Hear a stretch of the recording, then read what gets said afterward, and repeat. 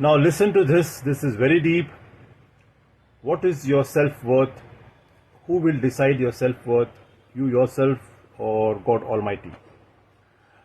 Creating your own self-worth psychologically is similar to printing your own money. Creating your own self-worth psychologically is similar to printing your own money. It results in illusory prosperity, which is followed by depression. If the reality doesn't change the next day, no amount of positive self-talk will help.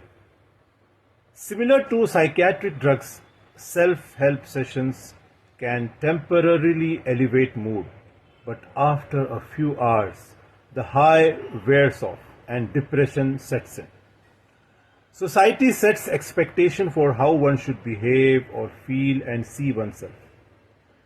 The secular self sets these expectations. We set our own expectations, which are occasionally erroneous. And when they are not satisfied, people may experience depression because they haven't succeeded materially. By attributing them to oneself, one attaches self-worth to those norms. Then this narcissistic self assesses how well someone satisfied these criteria. When we fall short of them, we are the ones who condemned ourselves.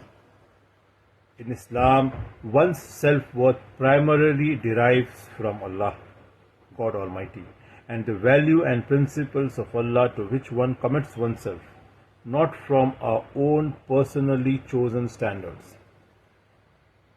Allah is the one who decides what is acceptable and what is judged.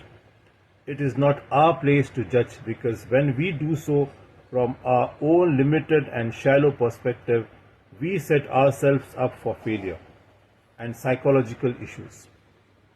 Allah's judgment is always just, fair, superior and wiser. In a sense, it is idolatry to evaluate oneself using the standards we have chosen for ourselves.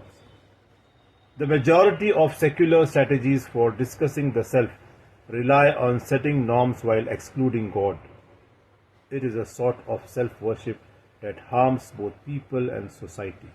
So your self-worth is not according to the standards set by yourself or by the society, but your self-worth is judged by the standards set by your Creator, God Almighty, Allah Subhanahu wa Ta'ala.